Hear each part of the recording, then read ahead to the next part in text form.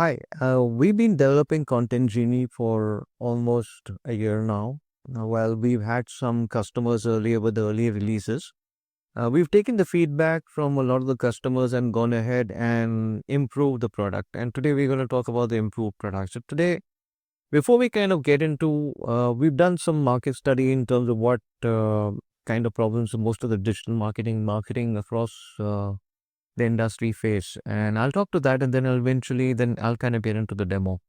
So if you're looking, most digital marketing companies, they have a lot of tools. I mean, they have roughly what we've understood, they got about 15 plus tools, 5 plus channels, thousands of leads and no unified intelligence. So I think it's a very clearly understandable situation with, what most of the folks go through that they have dashboards everywhere, but they don't have intelligence and they don't have connected intelligence. And that becomes a problem in the age of AI. Now, like we said, your stack is talking, but nothing is listening.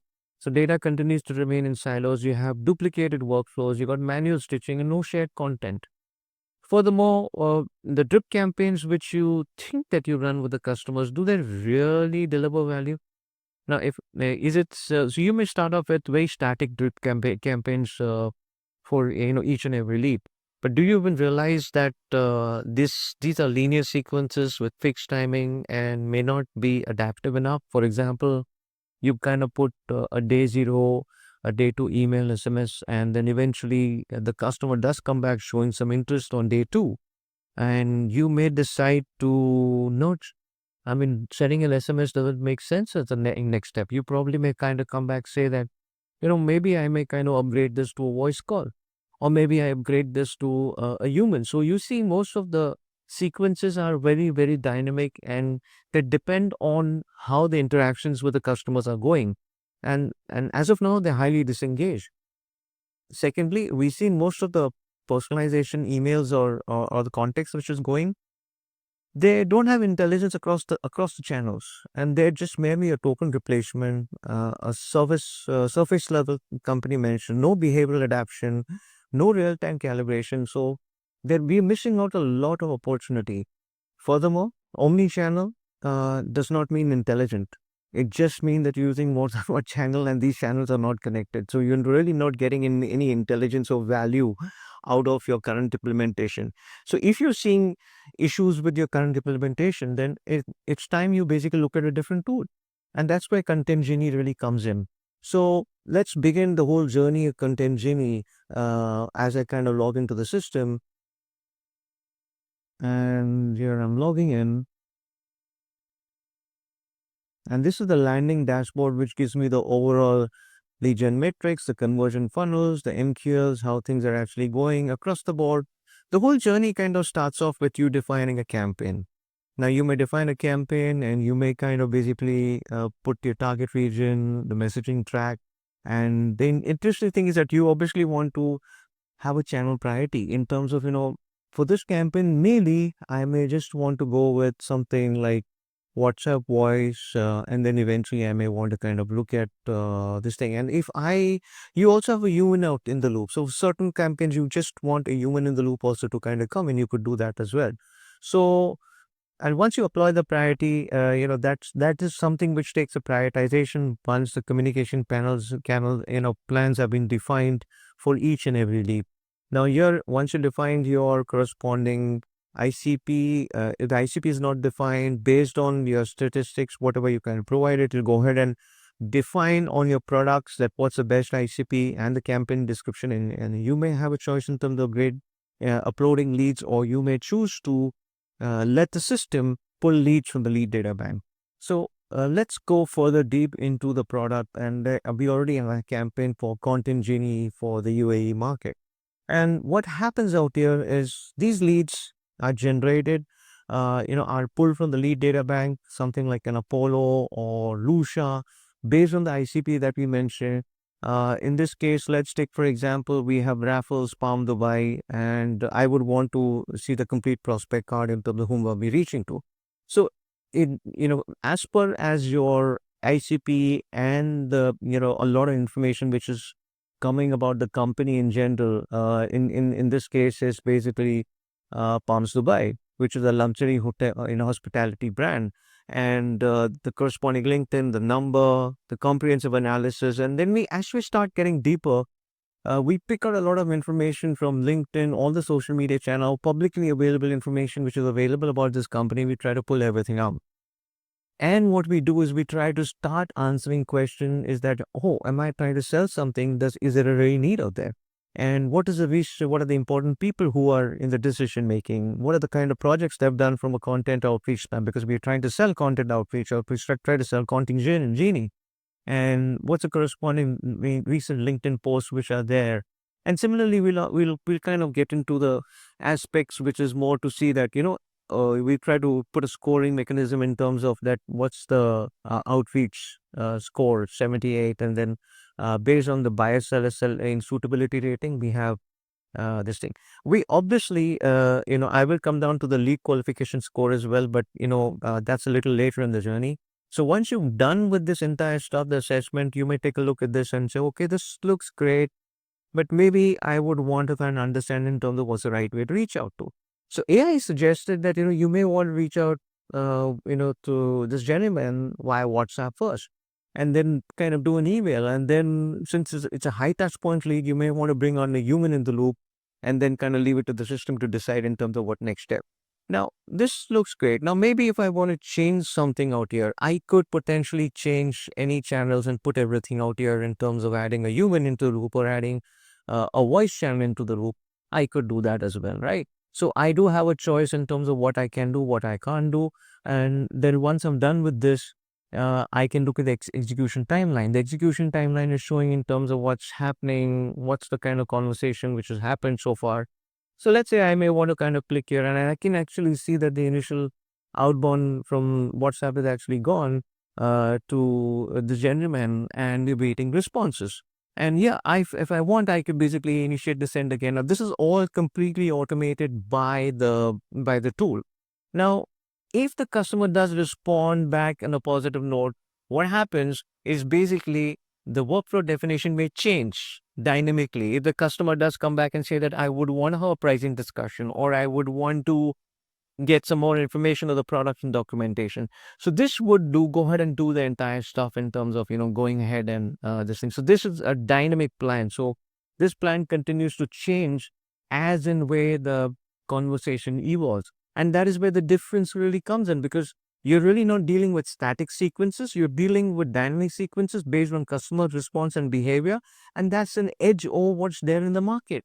You obviously want an adapted behavior for your workflow sequence. So you just don't want to have a very static sequence, because static sequence is really not going to get. Maybe the customer may just come back and say, hey, look, I'm busy for about 1 month. I'm out on vacation, or I'm out for personal leave. Can you just send me documentation and touch back in about a month's time from now? So in that case, the workflow automatically is going to change the timing and say, okay, I'm going to catch this person after a month. So it takes away a lot of the follow-up, and it brings in an aspect in terms of the dynamic aspects of the workflow for you not having to worry about that. But yeah, you can come back and basically change and take over the whole workflow definition if you were to basically say that I don't like what the AI is doing, and I would want it to be driven completely by what I am saying. So you take a precedence over the AI. So this is assisting you in a direction. This is not taking over your world, but it's assisting. And if you feel comfortable about the assisted behavior of AI, you can then let it just run, with that level of peace of mind. Now, having said that, this is all sounds great. Now, maybe, I would want to kind of also have conversation. So here I can go and have conversation about, I can ask question either by the voice or text in terms of give me raffles, pump to buy. Is it a good campaign? Am I doing stuff right? I don't need to go back and check into the portal, but I can just enable the voice and talk out here in terms of that. Now, having said that, now let's say, okay, I would also want to kind of basically test the the voice call. So in this case, let's go ahead and test the voice call. Let me play a test call, and let me play Hadi Wazir. And while I will record that call, so you kind of get a sense in terms of how the agent is really talking. So I'm going to go ahead and place the call now.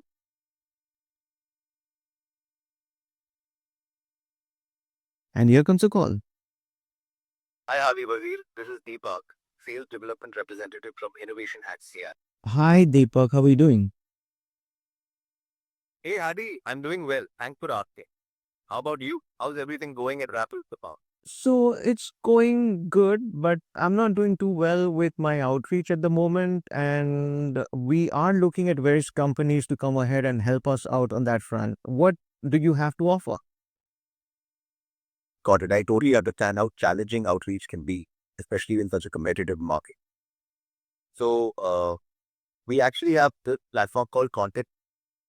Okay. Yeah. So, Content Genie is designed to streamline your marketing and sales effort. It helps with efficient content creation and personalized outreach across channels like LinkedIn, Gmail, and even voice. The idea is that to save you time and reduce manual work, which can really help boost your conversion rate. Have you tried any specific strategies so far, or are there particular challenges you're facing with your current outreach? So my team is currently using multiple tools. I was hoping to have everything in one tool. That makes total sense. Juggling multiple tools can be a real hassle, right? With Content Genie, you can actually have everything in one place, which simplifies the whole process. It integrates content creation and outreach, so your team can focus more on engaging with leads rather than managing different platforms. What kind of tools are you currently using? If you don't mind me asking. So we're using Clay and using a couple of other outreach tools. Not too happy about it, but I'm assuming you do integrate with all of those tools. Yeah, I hear you. It can be frustrating when tools don't quite meet your expectation. Content Genie does have proper integration capability, so it can work alongside like Clay and others you might be. The goal is to make your life easier, not add more complexity. If you're open to it, we could set up a quick demo to show you how it all works together. What do you think? Yeah, I think we could set up a demo on 3rd of March, 3 p.m. Dubai time. Uh, that works for me, and I can bring in my team as well. Awesome. March 3rd and 3 p.m. Dubai time it is. That sounds great, and having your team join will definitely help everyone get on the same page. I'll send over a calendar invite to confirm. Is there anything specific you'd like us to cover during the day? No, I just want to have an in-depth understanding of the tool and more important around the safety features of AI. Absolutely, that makes sense. We can definitely dive deep into the features and also discuss the safety aspects of the AI. It's super important to ensure everything is secure and compliant. I'll make sure we cover that in media. Looking forward to our chat on March 3rd. If you have any questions in the meantime, be free to reach out at Hati. Well, thank you, Deepak. You've been very helpful. I will look forward to meeting you at 3 p.m. on March 3rd. You're very welcome, Hati. I'm glad I can help. Looking forward to our meeting on March 3rd at 3 p.m. Have a great day and today. Thank you. Bye for now. Bye, Hati. So you see, the tool, is so simple. It manages your entire communication sequence. It's got a wonderful voice agent, which is essentially it goes over and above to really talk about your product and services and really get you that meeting. Now, having said, now all of that is great, but then you may come back saying that, okay, I would want to kind of get a sense in terms of, is my agent being compliant? So because compliance and safety are of utmost importance, right? So basically we really need to know. And so we have a compliance monitoring real time for the calls in, like you can see that, Hadi was here, we just spoke right now. We can see the whole transcript, and we can also see, if there are any detections which we've gone over and above. The agent has gone out of line.